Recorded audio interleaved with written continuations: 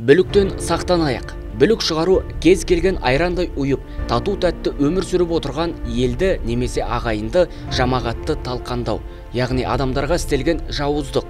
Бүліктің ең қауіптісі халықты өз басшыларына қарсы айдап салу. Тапсырмалар не болып отыр? Тапсырмалар болып отыр, уайымдамасай, братан. Жігіттерше дайын ба? Жігіттер, конечно, дайын. Күнде үгіт насихат жасап жатырмыз ғой.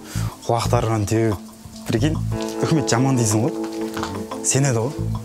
Кетеді ғой арай. Психотроп сусындар ше? Сусындар дайын. Олар біз су жинақтардың ішіне қосып отырық. Сосын сол су жинақтарды аламыз, соларға береміз. Оны ішкеннен кейін олар қуат. Дұрыс.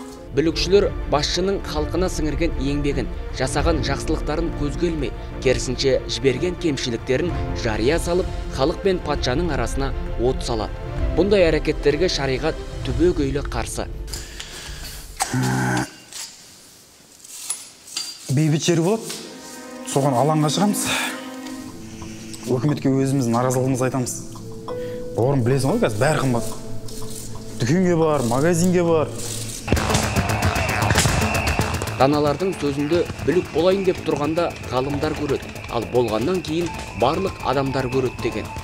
Бүлік тудырушы Алла өздеріне лайықтап берген патшаға риза болмай, шүкірсіздік танытып, сөзсіз күнәға батады. Ел арасында ұлтараздық, дінараздық, алауыздық, аманатқа қиянат белең алып, адамдар бір-біріне сенуден қалады. Ешкімге ешкім құлақ аспайтын болады.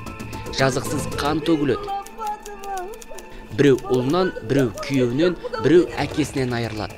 Кәсіп істеп, әл-ауқатты жақсарту жайында қалады. Бүлікті пайдаланып, жауыздар халықтың бетке ұстар тұлғаларына қастандық ұйымдастырады.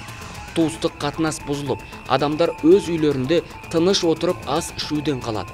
Бүліктен сақтанып, біреулердің арбауына ілесіп, қолымыздағы тыныштықтан айырылып қалмайық ағайын.